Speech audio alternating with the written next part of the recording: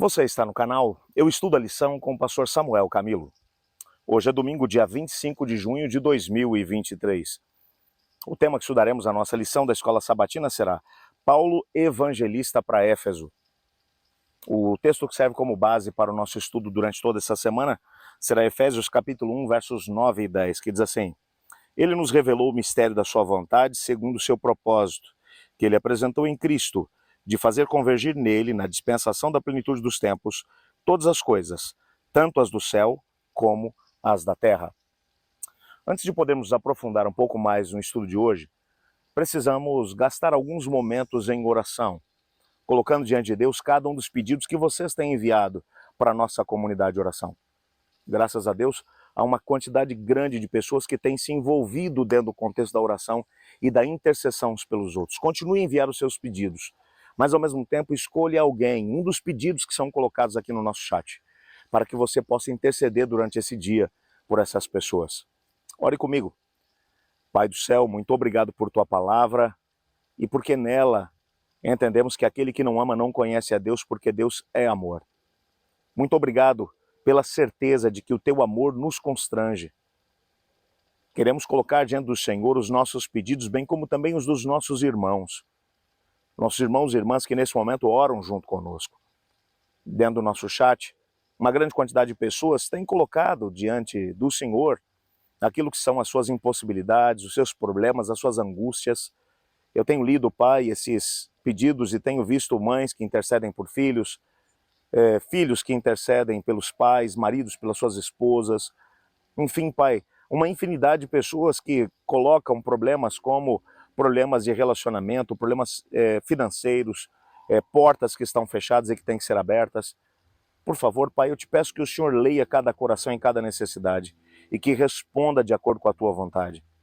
Ao mesmo tempo, clamamos pelo teu Espírito, para que ele possa trabalhar na nossa vida e nos ajudar a entender o propósito que o Senhor tem para nós. Pois é em nome de Jesus que oramos. Amém. Quando pensamos na cidade de Éfeso, precisamos nos lembrar que Éfeso era considerada como uma das cidades mais importantes da Ásia Menor. Esse território da Ásia Menor fica onde hoje se encontra mais ou menos o sul da Turquia. O fato é que ali nos capítulos 18 e 19 do livro de Atos dos Apóstolos, nós entendemos um pouco de como foi o processo de plantação dessa mesma igreja. O apóstolo Paulo estava retornando da sua primeira viagem missionária. Essa primeira viagem missionária que ele foi acompanhado por Barnabé e por João Marcos. No início dessa mesma viagem, eles saíram a partir da igreja de Antioquia da Síria, lá em Atos no capítulo 13, nós descobrimos esse momento, o Espírito de Deus se manifestou e disse à igreja que deveriam separar Barnabé e Saulo para a obra que o Senhor Deus havia separado para eles, pregando o evangelho e plantando igrejas em outras localidades. O líder dessa mesma empreitada era Barnabé. Barnabé leva consigo o seu sobrinho João Marcos.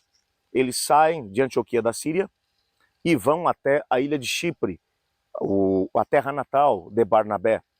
Ali eles têm uma série de situações que acabam tendo lugar.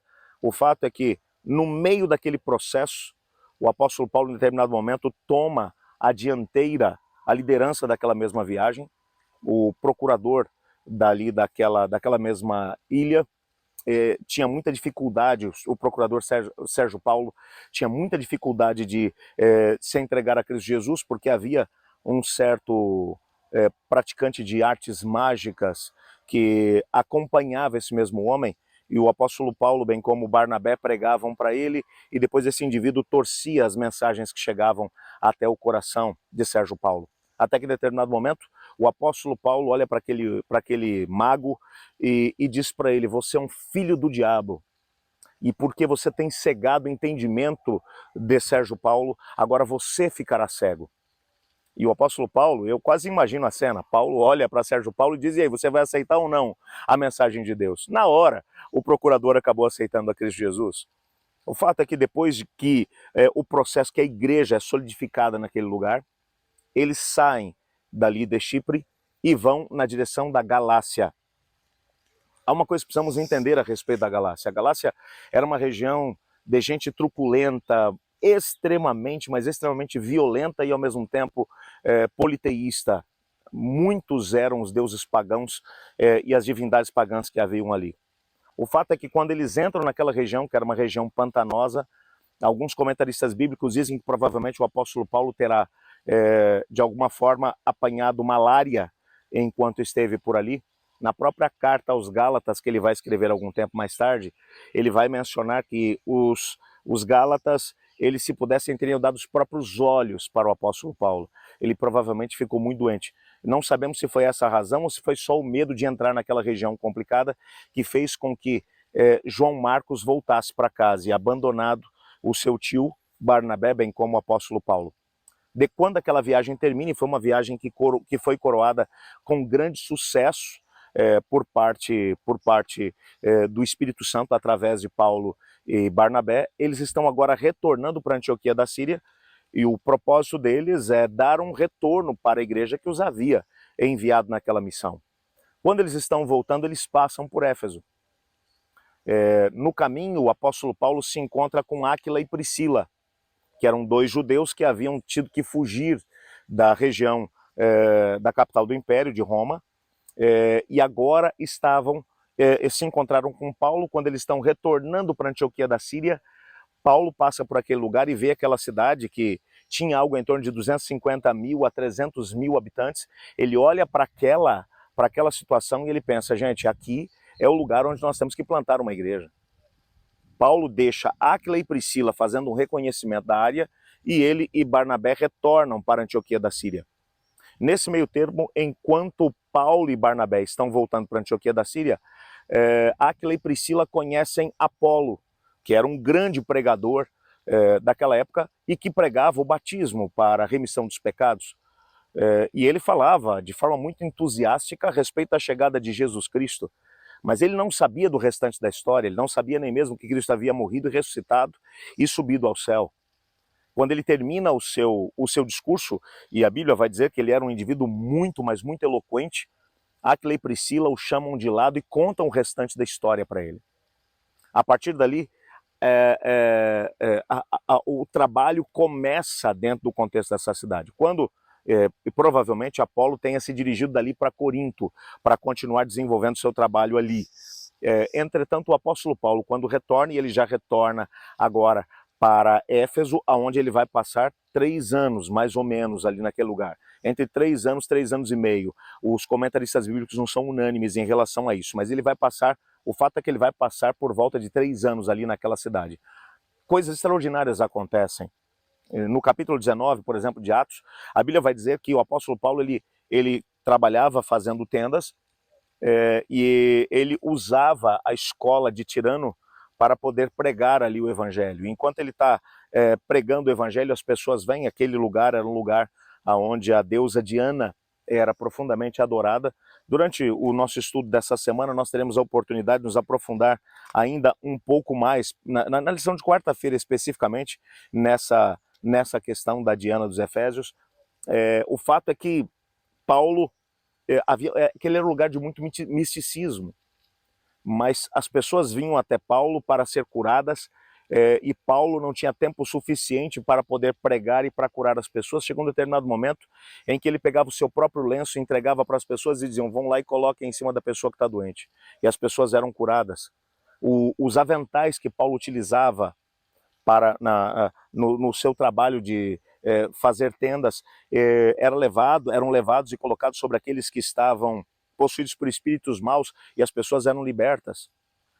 Chega ao ponto de que lá em Atos 19 é mencionado que o Senhor Deus fazia milagres extraordinários através do apóstolo Paulo. Aquele lugar realmente nunca mais foi o mesmo depois da chegada do apóstolo Paulo, bem como da sua comitiva. Paulo não foi sozinho para lá. Sabemos que muitos daqueles que eram os colaboradores de Paulo lá estavam. E o trabalho aconteceu em simultâneo, tanto em Éfeso como também nas outras cidades da Ásia Menor. Éfeso, Esmirna, Pérgamo, Tiatira, Sardes, Filadélfia, Laodiceia, Hierápolis, Colossos. Ao mesmo tempo, foi um período em que os colaboradores de Paulo estiveram trabalhando ali junto com ele, que essas igrejas foram plantadas. Isso nos mostra que o Senhor Deus, Ele nos coloca, às vezes, em algumas situações, com o propósito de fazer com que nos tornemos uma bênção aonde Ele nos coloca. Não é que nós tenhamos alguma virtude ou algum poder em nós mesmos, mas Deus nos chamou com o propósito de fazer com que nós tenhamos a possibilidade de viver coisas extraordinárias e de fazer coisas extraordinárias através do nome de Cristo Jesus. Quem sabe hoje, durante esse dia, enquanto você se encaminhar de um lado para o outro, não importa onde Deus te colocar, Ele te chamou para poder ser uma verdadeira bênção. Então não se esqueça, Deus te chamou para ser uma verdadeira bênção. Então, aonde você for, seja um instrumento de Deus. Ore nesse momento a Deus e diga a Ele: Senhor, eu quero ser o seu instrumento. O Senhor foi capaz de usar Paulo de forma extraordinária ali na cidade de Éfeso, bem como nos arredores. O Senhor pode fazer o mesmo comigo. Que Deus te abençoe nesse dia e que aonde você chegar as pessoas possam sentir que Deus chegou, porque você e Deus são maioria. Que Deus te abençoe e que Deus te guarde. Eu estudo a lição, e você?